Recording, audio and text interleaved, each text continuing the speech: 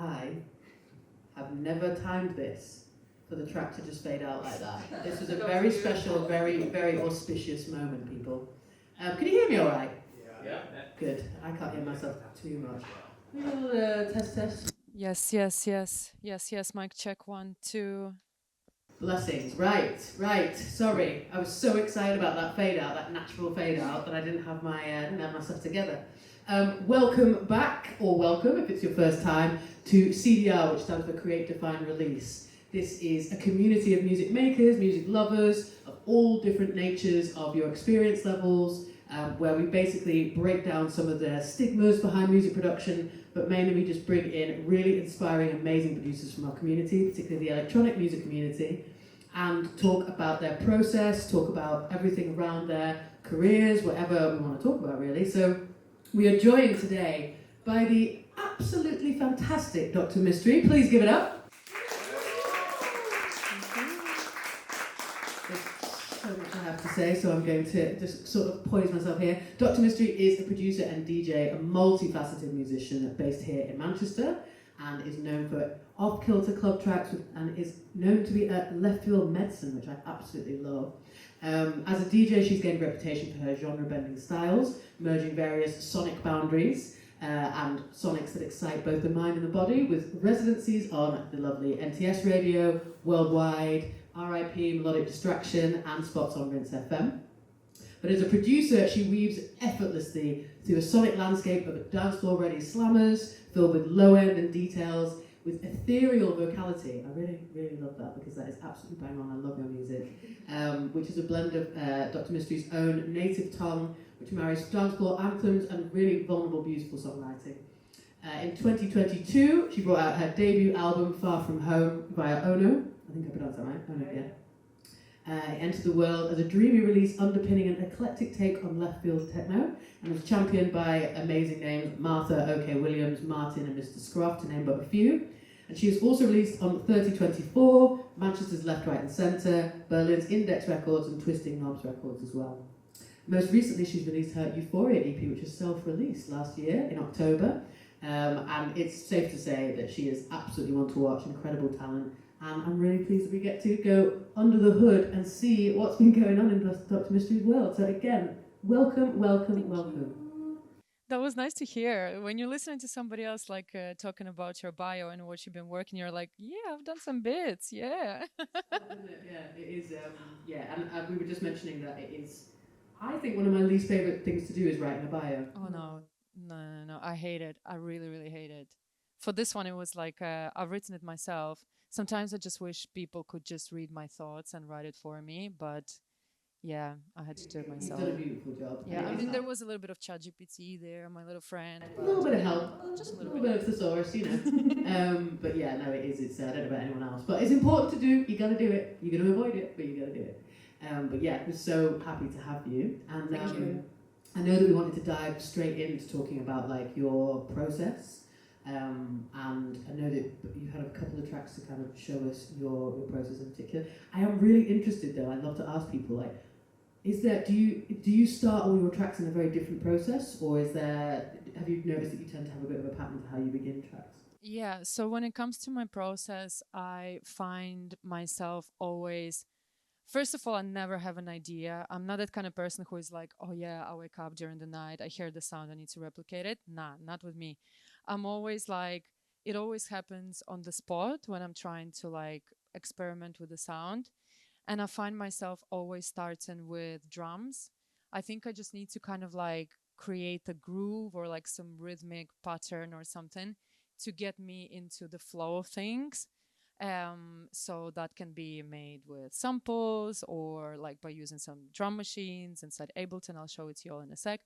But in general, when it comes to the process, yeah, it's always like some rhythmical stuff. And I think what I tend to start with as well is maybe with the BPM. It doesn't mean that this BPM is not going to change. Sometimes it can be like, okay, I'm going to make like a, I don't know, 100 BPM chugger, but then it's all going to end up in like 140 territory. But yeah, it's always the drums. I think like there were some moments when I tried to start the track with a melody, but if I start the track with a melody, then in most of the cases, when I'll build the track around it, this melody is just gonna leave the track. It's just gonna go. Okay, that's really interesting. I find that really difficult starting melodies. When I meet people who do, I'm like, how? Because it's just so like in the ether. If you go anywhere, it doesn't lock me. And just I freak myself out with too many options. Yeah, absolutely. But it sounds like you've got some really nice, nice kit going on. Do we want to start diving into some music? Yeah. I mean, I'll tell you a little bit about like I think it's a project that kind of like put me out there. It's the LP / my debut album that we created. Far From Home. Yeah, Far From Home, that came out a couple of years ago. It's mad. We were talking about the time, how fast the time flies. Like most of the tracks for that album were written from the beginning of 2020 to like 2021. Last year. It's 4 years ago. Like, what the fuck? Sorry, can I swear? I hope I can. Well, No, I don't care. No, please swear Breaking though. rules. But yeah, so the album was created a few years ago and it was released on Ono. It's a record label that's run by an amazing guy, an amazing artist called Michael Holland. Here you can see our super cool sleeves. For those of you that don't know, this LP consisted of like 8 tracks. And in terms of genres, there is no specific genre on there. It moved through everything from like left field techno to even like sprinkled with some dembow. There was like slower cuts. Some tracks that you can listen to and dance and feel happy. Some of them you can have a little cry to as well, probably. But it was really cool because I feel like, you know, when it comes to albums, I think in most of the cases people know what they're doing. Like they start an album writing process with the thought, I'm working on an album, right? You've never done that? Okay. And everyone else around me does it, and I'm like, oh, I'm so unorganized. Yeah, same. But I just feel naturally that if you're writing it around the same era, usually a breakup, 5 different songs to really, you know, hit it home. You did me wrong. Then I feel like it would have it naturally that glue. Yeah, absolutely. And I feel like in this case, that was the thing. And what I was doing, I was just creating all these tunes and I was sharing them with Michael. And he was like, oh my God, this is so sick. I love it. He kept listening to them. And he was like, these tracks have to be on the record. I was like, yeah. I thought like, he's just joking, whatever. And then at some point, he was like, yeah, we should make like a vinyl. I can release it and stuff like that. I was like, whoa, this is crazy. So it was really cool because like during that time, I created these tracks like in different times, so different months. And they do tell a story. They kind of document, you know, my life and my energy throughout that time without me thinking I'm working towards a specific project. And then having an external person kind of like piece it together, I think that was really helpful. And that was just so cool to just have like someone being like, because he was like, this is the order we should go with. And I personally probably wouldn't have put it in that order. So I feel like it's so nice to kind of like just let it go and let someone else do that for you. And trust someone else when you're so used to making music. Absolutely. On your own. Yeah. Especially in lockdown. Yeah. When will I see people again? It's that kind of like, you know, do I want to at this point? You've got a nice routine of the same outfit, same meals, or no outfit, you never know, yeah. How do you know what happened in that week? I've got eyes everywhere, girl. And you don't know. You don't want to know what happened. Yeah. Yeah. So that's amazing. But yeah, and like the whole process was very turbulent. I think when it came to actually releasing, because I mean, how mad we were to kind of think like, yeah, fuck it, let's release a record around pandemic time when there were so many delays and all these like pressing plans and stuff like that. Yeah, ambitious much, let's go. But we wanted to do something special, and you know, I kind of wanted to keep it as sustainable as possible with like the production of the whole thing. And Michael was like, why don't we make these sleeves from recycled records? So he's crazy in a good sense, you know. He's like a proper artist, you know. He's really into his art. He doesn't care about like material side of things. He's not very like business. He's like proper artsy person. And so what we did, like he took old records and basically he turned them inside out. He's like cut them first, then he stitched them together, and then this was like screen printed on top of them. I actually have one. I'm gonna show you. Yeah, I used to work with Michael. Oh, do you know him? I do know him, yeah. I used to work in a cafe full of crazy eyes. I just kept my head down and watched the parts, you know what I mean? It's too young to be dealing with that. So check, like this is one of them, and you think, oh, just a cute record. But when you look inside, let me just show you without a mic quickly. Yeah, sick. So look, like this one, it's like My Fair Lady, some Dutch origin. I'm not gonna be trying to read in German, but as you can see, like there is like some mad German record, and it's hilarious because some of them they have like each one of them is really one of the kind, and when you look inside, some of them are gonna have like some kids with flutes or whatever, like really random stuff. So you never know what you're gonna get inside. And then all the records, like I kind of like selected some colors that I wanted to go for, and then they all were hand screen printed as well. Yeah, and then all these records, they come like, we kind of came up like, I mean, Michael actually chose this artwork. In terms of the artwork, I wanted to create something for it. You know, I was like, let's go and take some photos. I sent him the photo and he was like, nah, it just doesn't work. And this was like basically me going to play at MIF, by the way. Yes, no, or yes, maybe. It's a mystery. Yeah, it's a mystery. Anyways, so he found this photo on Instagram and he was like, yeah, this is what we're going to use. And I was like, seriously? I was like really against that. I was like, no. You know, I took the photo. Let's use that. And I really didn't see his perspective, but then I gave it a bit of thought, you know, and I was like, you know what? It makes total sense. Like, let's do it. And then you can see there is like a little sticker that was sticked on a mirror in that lift. So every record comes with the sticker, so you can go and spread who the fuck is Dr. Mystery vibes. So yeah, but in terms of music, I wanted to show you one of the tracks from the record, which is, I think it's one of the most like simplest tracks from the record. Shall I play it first or shall I talk for it first? Yeah, because I don't want there to be enough time. Okay, yeah. Yeah. No, I'll just vibe up to the whole track. All right, let's see.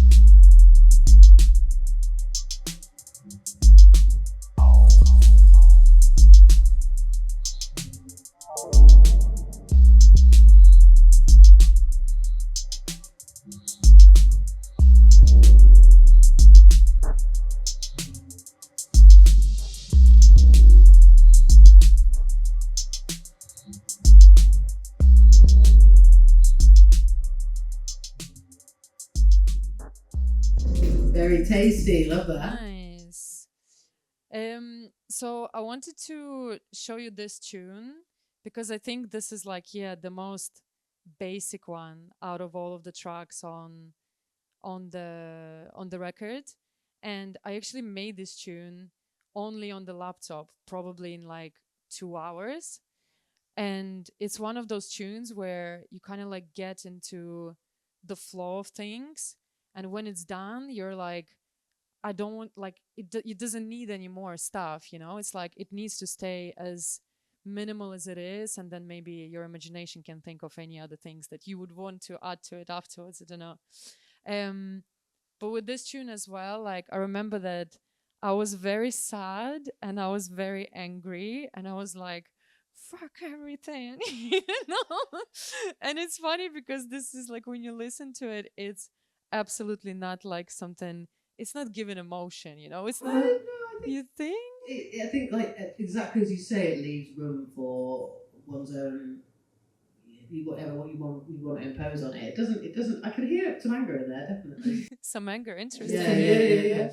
But yeah, I just wanted to, like, you know, I didn't even like want anything. I started with this little kind of like textury bit, and on here you can see like this was made like what, 4 years ago, so it doesn't have like so many different channels on here. And plus, like, I want to add another thing about keeping things simple. I always like, in my production journey, I always had issues with like computers and stuff, you know, and like lack of a lot of hardware and stuff like that. And actually, one of the tracks that I made, I'm not gonna play it for you tonight, but one of the tracks I made once, it actually killed my laptop. So I was like, thank you very much. I hope it was worth it, but yeah.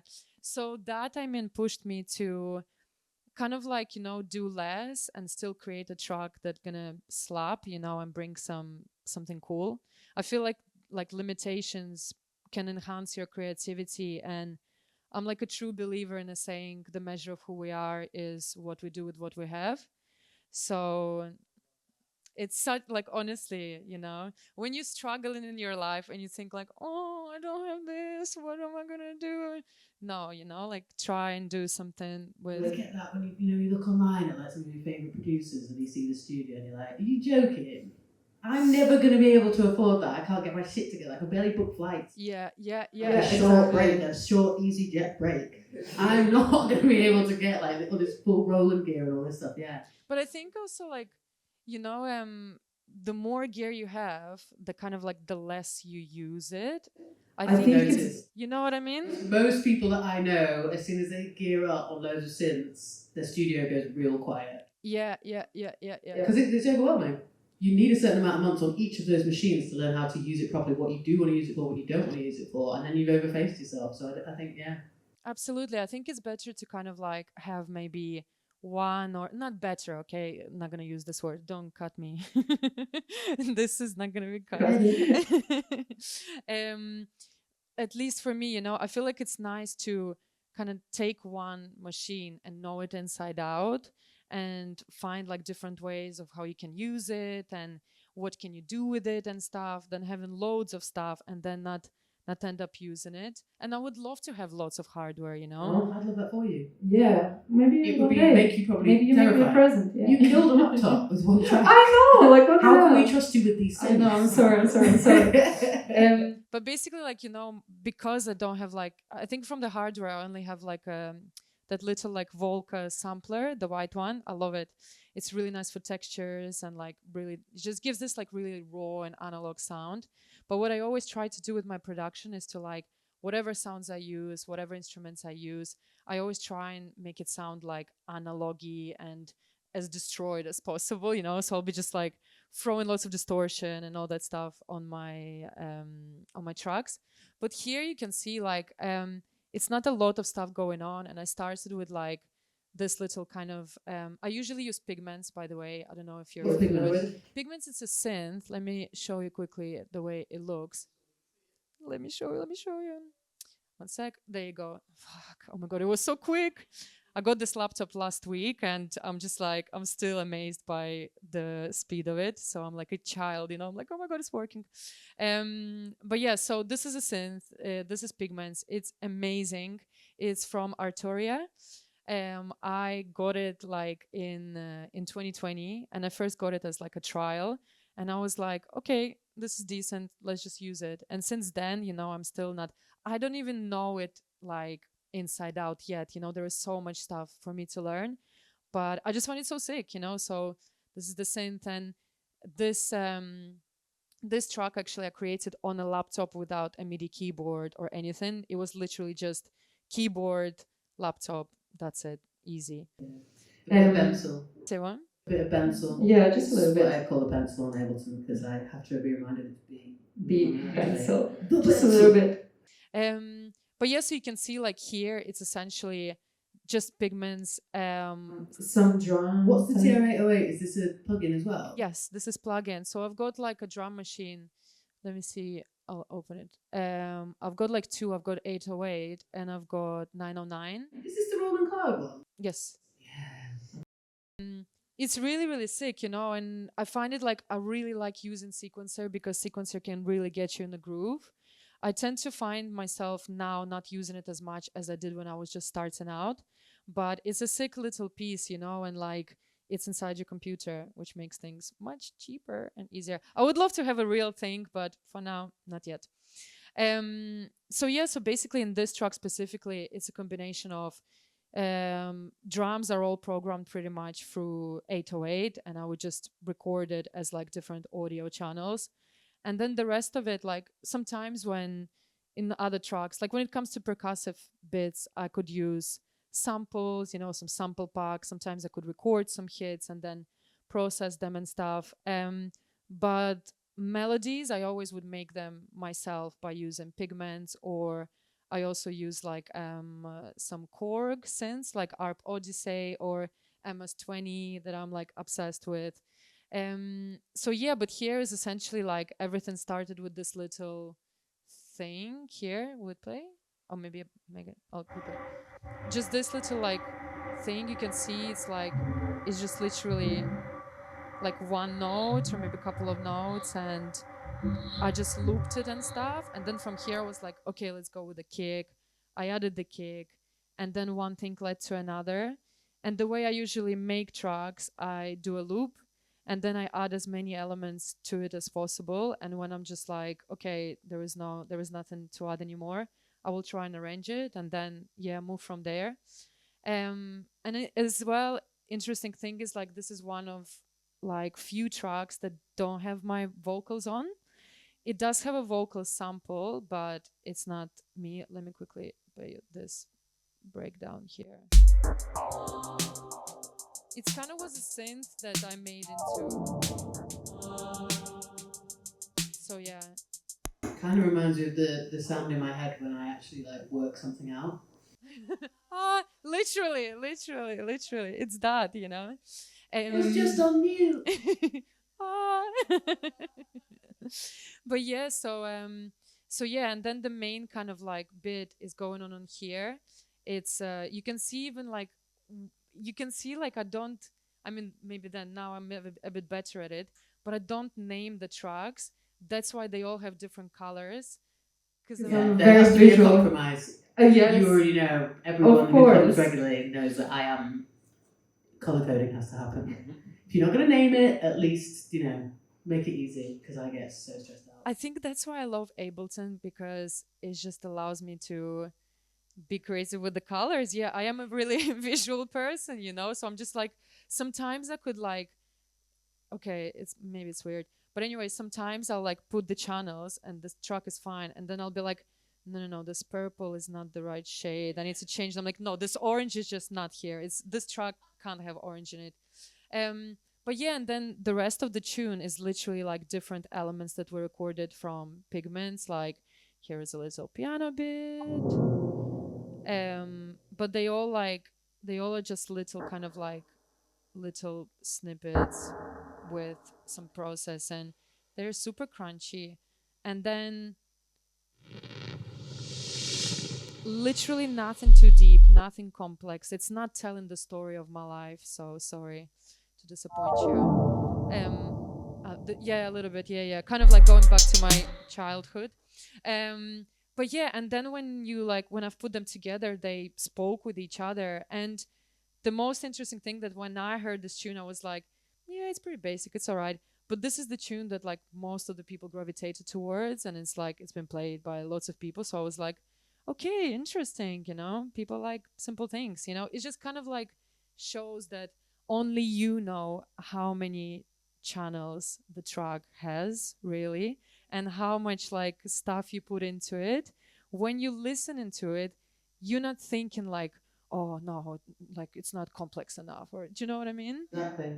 And I think that's what's so important about sessions like this, like CDR as well, to like kind of demystify.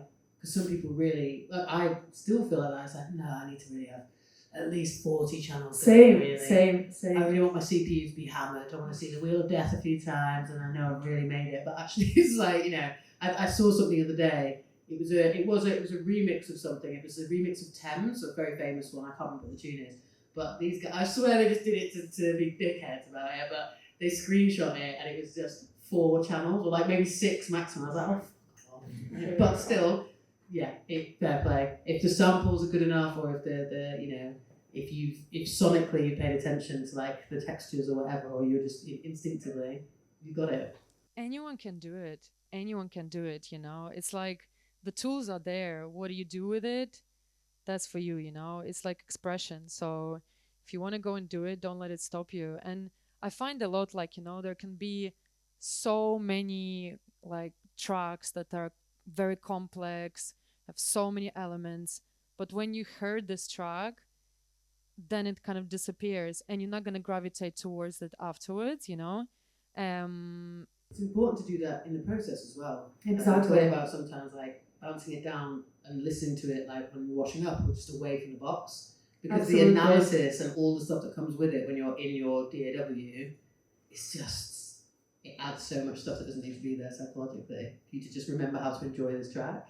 Absolutely. Yeah, definitely. I saw like I remember Hodge saying one thing when he was like he was showing like one of his projects and how he works, and he was like, yeah, sometimes I'm just gonna take a loop from Splice and just whack it on it, without overthinking it. And I'm like, that's so sick, because I feel like we as music producers, as artists, can really overthink. Like you say, no, my track needs to be, it's kind of this idea of I'm not good enough, it's like my track needs to have like 40 channels for it to be good enough, for it to be complex enough and stuff like that.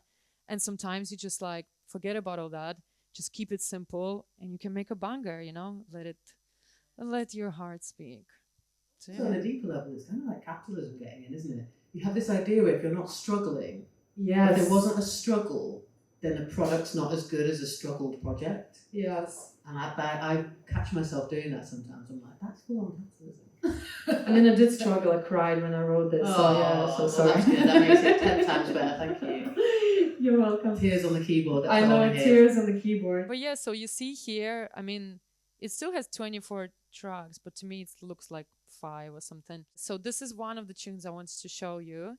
And the other one that I wanted to show you is one of the most recent ones that I've been working on. Let me find you. Watch us show off how quickly this loads. I mean, to be honest, there is a wheel, so let's see, maybe there won't be. There is a wheel, but hopefully it's not like, I mean, shall we do like the count? Yeah. But it has more channels now, so you'll see the difference to this tune. But also like this track that I'm gonna show you now. You see, it was quick.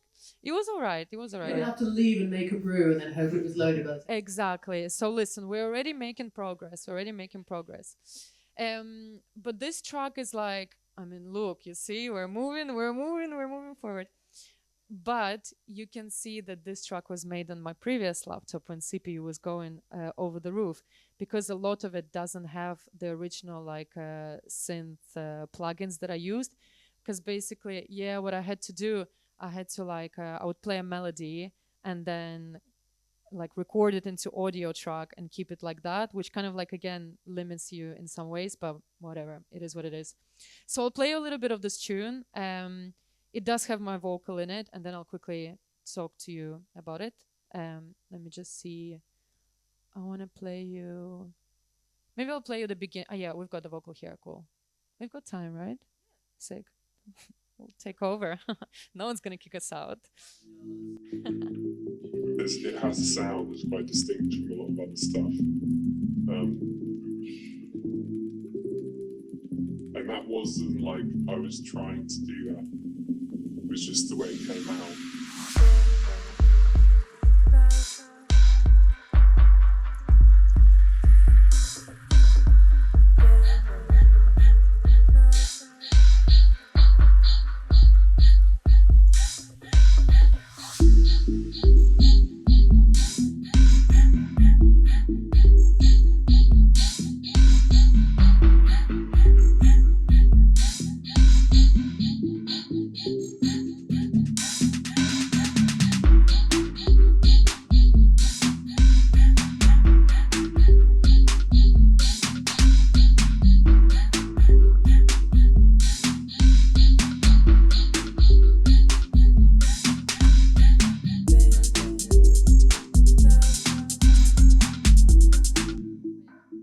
Stop there. I'm gonna. So you want for more, you know? So you want more? Yeah. But yeah. So this tune it's not mixed or anything. It's something that I'm currently working on. Can't wait for this to come out. I'm just like, I can see like some Vogue in action to it I now. can already see myself spilling my drink over myself. Yeah, on the dance floor. yes. That's what I want. But yeah, so this is the tune that has a few interesting samples.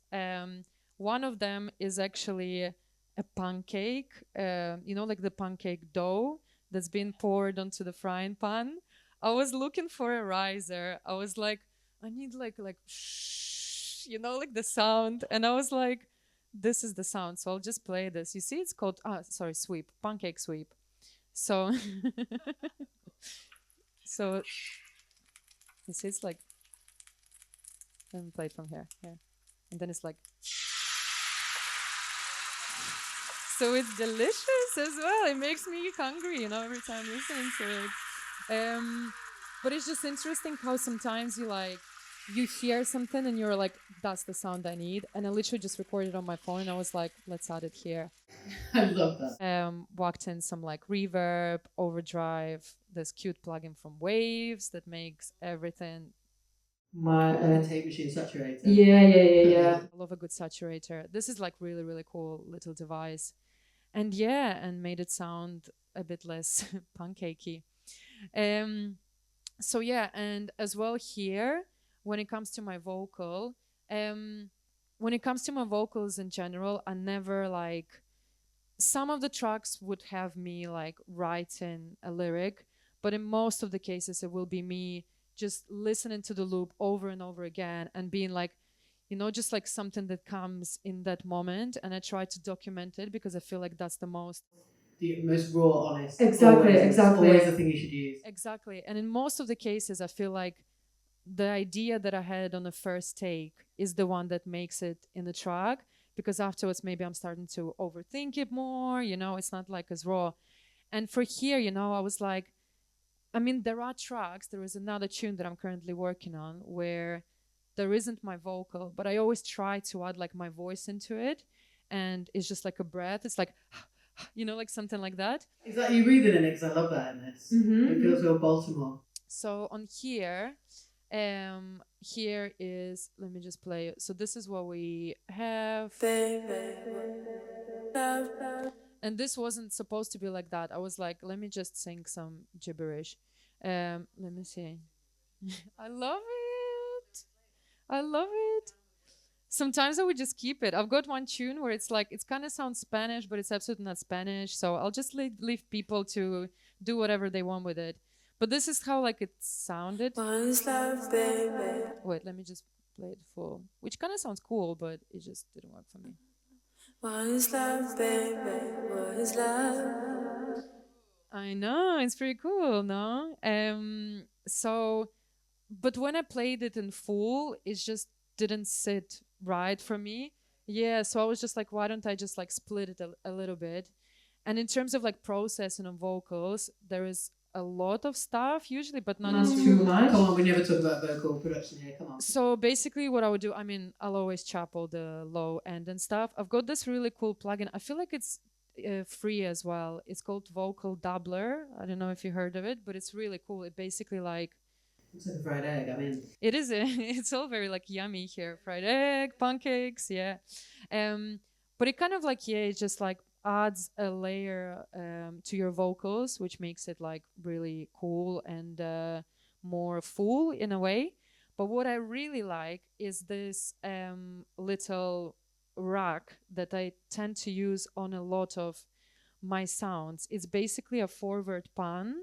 So it brings the sounds closer to your ear, or you can go like further away. So just like one guy created it, and I'm using it all the time. If anyone wants me to share it, I can share you it. sometimes alternate, so sometimes like a chorus is something's closer and then it's further. Yeah. Because you can really like play around with it, but at the same time, you don't need to like do it all yourself all the time. And I find it like, because it's already been made with an idea of it to be really close. So when I feel like, oh, I want this sound to be much closer to like my ear, I will just whack it on and then maybe play around with it. I'll send it to you. Yeah, It's for really, backing really cool. vocals, I really want that. It's so I mean, good. all backing vocalists should be pushed to the back of the stage anyway. They're always trying to upstage you. You need to keep in line. This can be cut. Send them to the back. No, That's what she Tell said. watch yourselves. I don't have any. That's glad I don't have any. but yeah, and that's it. I think a little bit of EQ, a little bit of compression, nothing like too crazy. So yeah, and apart from that, on here we have lots of different elements in terms of percussion. It's pretty much a combination of, you see unit, here is like a kick from unit sample pack. And then in terms of like snares and claps, I'm still not happy with the snare. I'll get it there. But The snare is everyone's final. I know. It's the end level boss. I know, isn't it's it? the final boss, for sure. but it's again a combination of like using those drum machines that I have and just little different, what's it called, samples. And the star of the show, I think it's this melody, which I made on my fave pigments. Is this one? It's just Play that for an hour. Before I the track know, comes it's in, so and now simple they've as lost it, well. it's just so simple. And I usually like, I don't I never make like tune for the club. Never. Even if it like ends up on a dance floor, it's great. But I tend to kind of like create a track that the person could listen to anywhere and then feel like they're in a club, but at the same time they can feel wherever they want to be, So when I was like, I really wanted to use this specific sound. It's kind of like this kind of like housey vibe, like 90s house or something like that, like classic. Sounded like Jersey, like Baltimore and stuff. Garagey vibes now. And garagey vibes, yeah, exactly, yeah. And I was like, okay, and you kind of like played it, and I'm like, okay, let's just keep it and keep moving forward with it. And what I tend to do sometimes as well, if I want to kind of like prepare the listener for the sounds or for the main sound that's coming later in the track, I would just fuck with it a little bit, because if you can hear here, the intro is literally this sound. I basically just like warped it. I just warped it. I don't know why it's not showing on here. But I just warped it. And sometimes what I also do, I can increase or decrease the BPM on here and just add like, put it as like Complex Pro and do some mod stuff, or just add like texture to it.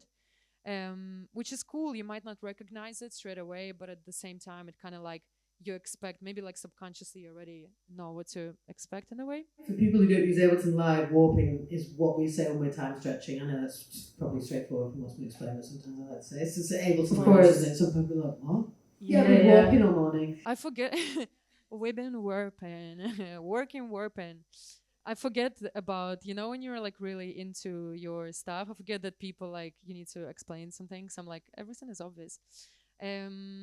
So yeah, and I'm just thinking if there was anything else that I wanted to show you about this specific thing. On this, is this the way that the channels are listed, because this is something you're working on? Does this imply that everything at the top is what you started making? Is this So you drag things around. I do So drag just, things keep around. in mind where it is, so I can see where I started.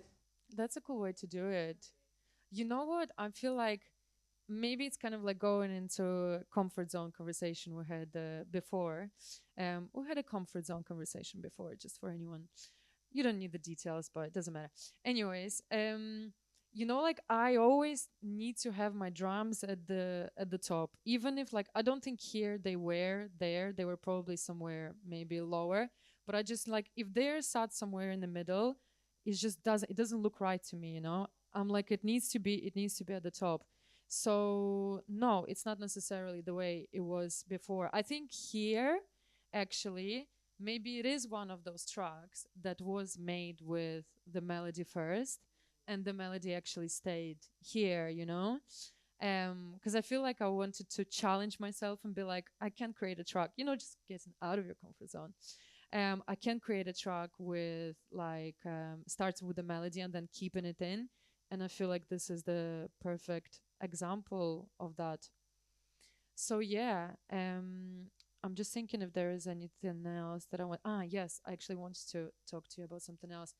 When it comes to like every time when I wanted to create a club, when I was like, right, I'm gonna create a club banger, I'm gonna create a heavy track, it just turns into some like very emotional stuff.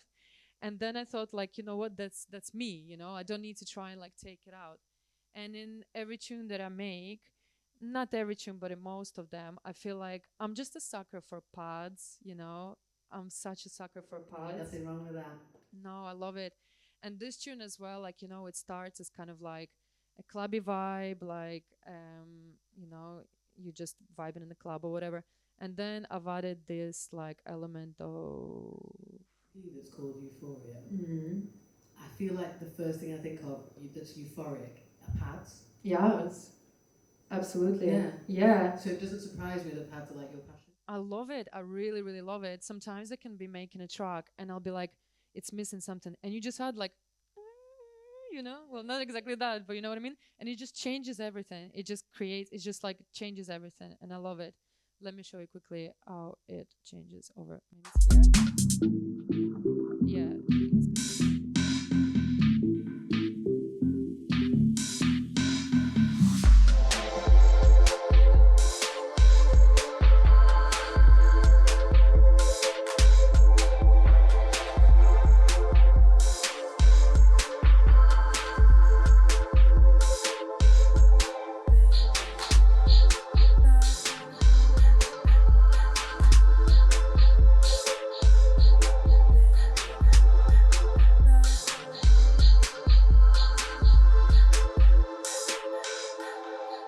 Then it goes back.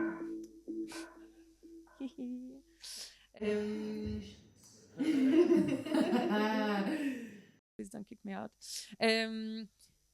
But yeah, so you know, it's like it's really important for me to kind of like to add this element of feel to it. You know, I feel like these sort of sounds, they really speak to me, or maybe it allows the universe to speak to through me or something, you know.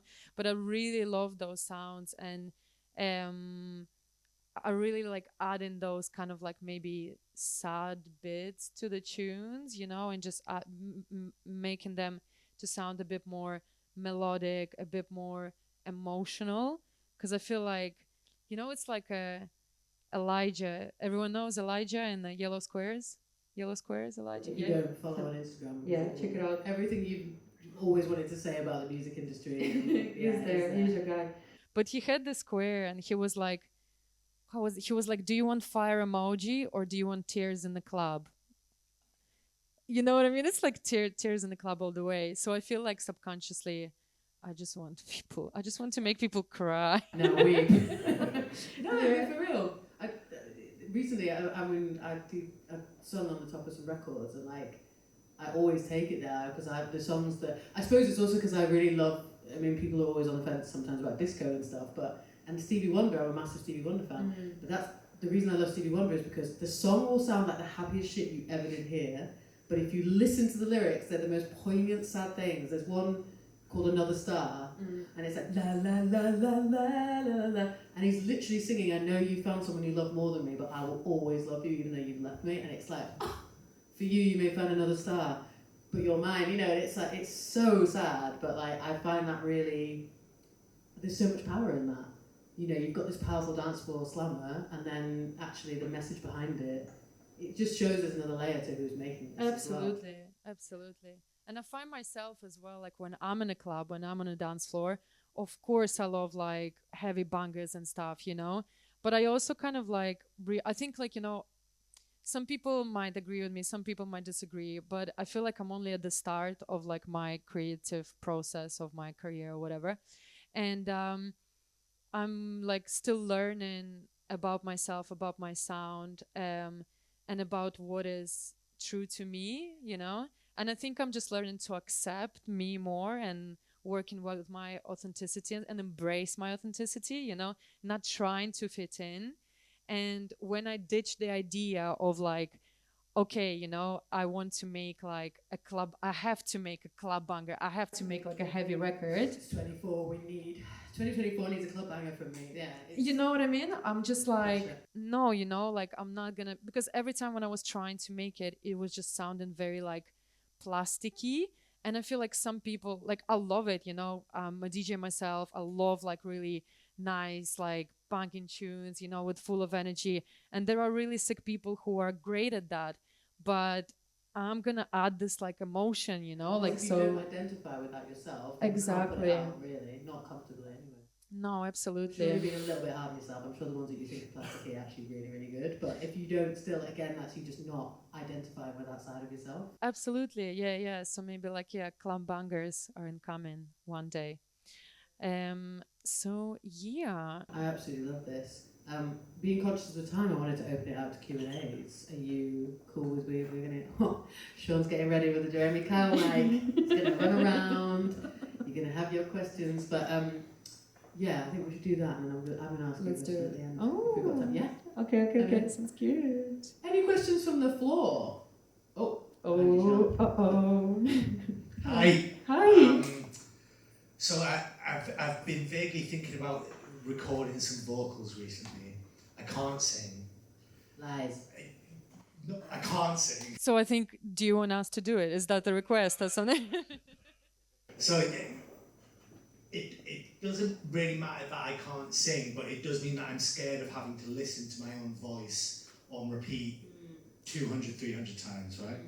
So I'm wondering about if there was an experience for you where you kind of first got over that hurdle of experimenting with your own vocals, and kind of thinking about vocals not so much as singing, but just as like an instrument. How that was for you starting out? Yeah, that's a really good question. It's interesting because if you listen to my tunes when I started producing to where they're now, the vocals were like drenched in reverb. Like there was so much reverb. And I feel like this has something to do with that, you know? Because before I started producing, I've been on a radio for like a while, you know? So I don't have this thing of like, you cringe, you know? Like I'm fine with hearing myself speak and stuff. But when I started recording me singing, I was like, oh, I just want to separate myself from there, you know? I'm just gonna like walk in lots of reverb. I think like, I mean, I was like, yeah, it sounds great, it sounds ethereal, whatever. But I feel like subconsciously maybe I was trying to also like push myself we all away. hide behind reverb. Exactly, yeah, the reverb, the ultimate mask. Yeah, and I think I also had a conversation with one producer, you know, and he told me when I was just starting out, he was like, try to, it's easier said than done, but try to kind of like alienate yourself from from the thought that it's your vocal, and like think about it as a sample, because if you would take a sample, a voice sample of somebody else, you would feel so free and so kind of like comfortable in chopping it, maybe like doing some mad shit with it. But if you would record your vocal, you would probably feel a bit like, do I do it? Can I do it? And stuff like that. So I think, you know, for me, it was all about just doing more of that and practicing and just getting more comfortable with it. Because I remember when I was showing some of the like first tracks to some people, they were like, we want to hear more of you, we want this vocal to be up front, and I was like, maybe not, you know. So I think the best thing is like, yeah, you just practice. And also, like, you know, sometimes talking about using your voice as an instrument, sometimes, you know, I could just record some silly stuff and then put lots of like processing on it, so it's not even singing, but it can be like, ooh, you know, just something like that. And then you add so much different processing on this, it just creates like, it just becomes a different instrument and stuff, you know. But you don't need to know how to sing or to be able to to know how to sing in order to sing, you know. Okay. Think about Inga Copeland. Like, I don't know if you're familiar with Inga Copeland. If you're not, check her out. But if you listen to her, a lot of stuff is like so out of tune, but you just gravitate towards that because it's just so real and raw. And if you go out of tune, just say that you're jazz influenced. I've noticed Easy that a lot of solution. singers have been doing that. It's like, it's very jazz influenced. It's like all those wrong notes you're hearing are definitely on purpose. Exactly. If you say it's on purpose, then It's the it was get out. like, wow, avant-garde. I'm here for it. Thank you. I might tag on to that as well. I noticed I used to invite friends over who said things like that. I can't sing. Double lies. And I have this pedal. It's like 120 quid. You could get them second hand for about 90. It's the Boss VE20. It's this little red box. Most sound engineers, when they see it, they go completely under because it can't be controlled. I'm getting a nod from the back there. Yes, I hate the red box. But you can turn the sensitivity down, all that kind of stuff. But it has a really good chromatic auto-tuner on there. And so I invited friends round to just sing, and I left them in the room with it, went off and like cooked or whatever. And you just tell it what key, F, and it will really help you live. It's very fast live, because I'd say some of the plugins on the DAWs are not so hot at being that quick, if I'm honest. Because that's designed for live, it's really good. And honestly, so what happened was my friend Leo came over and he sang, and at first he was a bit like, and he was like, oh, and then he kept going. I went downstairs, and my guy's going all over the place, like, everywhere, because it will do that. And what that does as well is that it helps you write differently when you're less scared. So even for me, I will sing with it first, because I have no fear now. I can do these big jumps or whatever, or be experimental because it's got my back. But then after a while, with Leo, what I did is I just turned the dry wet down. And then the more he sang, it shows you how much of singing is like guessing the next note and where you're at. And because he thought the pedal was doing it, he could hear the next bit, and he was just doing it himself. Now, yeah, I think most people have come away from that feeling way more confident singing. What was the pedal? It's the VE20, it's the Boss, it's a little red one. It's got a few, it stitched me up once for a gig though, because it, I turned it wrong, and there's one that's called Robot Voice. I will. It's completely monotone. And I like introduced the tune, I look like such a dickhead. But yeah, it's really good, it's great live, and just like general good reverbs and things like that. But the chromatic tuner is worth the money just to like sit there and practice and just get used to it. Well, it sounds very promising, so if I come back next time and I can't sing, then... Nah, you'll be singing. You'll be singing like a canary. Just sing, working some auto-tune on it, and yeah. There are so many people who can't sing, and then they end up doing records and stuff, so think about them and just go mad, just go crazy, explore. Go Arca, go on. Any other questions from the floor? Questions about process, questions about industry questions, about releasing, self-releasing. How did you get in touch with the, say, like the record label over in Berlin or the other record labels that you released on? Did you start sending it to them, or had you connected with them already? Good question that I don't know how to answer. The label where I released my LP on, I was sending tracks to Michael, and he was like, I love it, da da da. And then the tunes with Index, which was really cool. I actually know Connor, who runs Index Records. I think, yeah, because they booked me to play for a few of their gigs a while back. And then I think it was the same thing, you know, I was just sending tunes. You kind of like you send tunes to your mates, right? And I would send the tunes to him. And I remember when he was like, oh, this is so cool, do you want to be on this compilation or something? And I'm like, me, what? So it was always kind of like the thing, the process of me sending tunes to my mates, and then they're like, oh, do you want to release it? I haven't actually like, and to be honest, yeah, I've sent some tunes to bigger labels. I didn't have anyone like come to me and sign. And actually the same thing with Left, Right and Center, you know. Also Connor, I have a thing with Connors, I guess. Different Connor. So he is one of the guys who runs Left, Right and Center, Manchester's label. So I was sending him tunes, and then he was like, we're obsessed with this track, let's, do you want to work on an EP? Do you want to create an EP around this track? So moral of the story, send tunes to your mates, I guess. But also, I guess that you are going back on that. The reason that they're your friends is because of your DJing and like your connections to some of the radio stations that you work with. That's where you've made those connections as well. Yeah. I think people play down the power of radio so much. Like, my goodness, I've never seen support like it. Sometimes, like if I've done an NTS show or something, it's like, yeah, don't ever underestimate radio and like get involved where you can. When I've gone down to like, you know, NTS Christmas party, or I've gone down to certain NTS events, like a really, really good. I know networking is, I felt sick saying it, but you can network in a non-gross way if you just make yourself available and just you're down there and you're just hanging out, and even by people being like, hey, you were at the last thing, you know, I think it's a really natural way of doing that, and Manchester's amazing for that. Like, you can network without feeling sick. yeah, absolutely. Yeah. I hate networking and I hate that word. But it's just like you can do it in a natural way, you know. You just meet people and you're like, by the way, I'm working on this tune, I'll send it to you. And in the end of the day, we're just a bunch of people who are crazy about music and want to share it with each other. Simple as that. So, yeah. Great answer, great question. Any other questions? We've got time for one more before we wind down. No, yes. The silence. No burning It's too questions. Well, I have a question. I would like to ask, like, it was kind of similar to the question before, but how do you recommend going about, like, how have you built your musical community? Because I do think, personally, I think that you're a big player in the music community in Manchester. You might feel weird me saying that, but I think you are.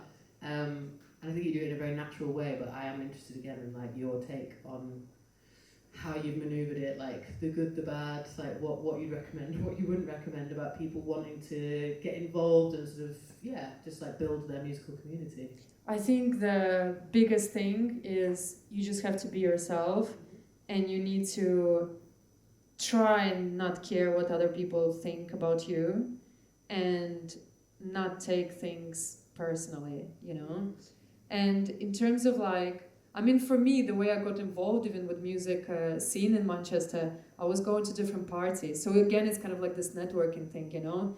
But I really love to dance. I'm obsessed with music, you know? I adore it. It's the most important thing in my life. And, you know, I've been going to a lot of like raves and stuff, and I will be supporting the nights of different artists. And then it kind of goes into radio, you know, where I'll be playing a lot of tracks by my mates, by people who I know. So yeah, and then one thing leads to another. But in terms of recommendation, you know, I don't think there are the people, you know, who say like, you have to go out there, you have to connect with other people, which I kind of like disagree. I feel like you need to do what you think is right for you, and you can carve like a place for yourself if you're really gonna follow your heart and not listen. That's the thing, that's a big one. Yeah, not listen to other people so much, you know. Maybe take what you want from like them expressing their opinions or something, from their feedback, but don't take everything close to your heart, and don't take everything and make an action based on their feedback or something. Because I feel like if you want to create something authentic and something new, you are going to be doing something that other people are going to disagree with, or they might feel weird about it because it wasn't done before. So I think, yeah, just be you, and I don't know, don't be afraid And I'm saying it to myself, I'm No, like, it's don't be true. afraid. It's not sustainable to not do something that's not you. No. Like, I had a mentor who said this. He's like, if you start doing something on social media that you don't like doing and you're not going to follow it up, you're going to trick people into thinking they're going to get that every week, and they're not, because you're going to freak out week 3 and stop doing it. Absolutely. So, yeah, trying to make it sustainable. And Absolutely. And the question you need to like ask yourself is, do I like it? Yeah. You know, not like, oh, they're going to like it, da da da. Which is like, you know, when I'm saying this as well, I'm not like, this is how I always think, da da da. No, I have like big imposter syndrome and stuff like that. But you shouldn't. yes, we all shouldn't. But this is like a thing that I try to repeat myself all the time, you know, like what matters is if I like it. Because if I like it, there will be at least one other person who will be able to resonate with that and fall in love with it as well, I guess. What a perfect place for us to end. Not that I want this to end, but I want to, give a big round of applause to Dr. Mystery for an amazing session. Thank you so much. Thanks for coming. Thanks for hosting. Thank you. Please join us again for the next. If you don't follow CDR online, please do. And, just keep the love alive, tell your friends. Bring more tunes. If you haven't submitted a tune, we have another hour or so, like 45 minutes or so. Bring your tunes up on a USB, or you can email them over to Sean. Sean's got his emails. He's nodding. The man with the emails. But thank you so much, and blessings to everyone who's already shared their tracks. It is nerve-wracking, but it's worth doing, and you can hear it on this beautiful system. Keep sharing, keep caring, and we'll see you in the next one. Blessings.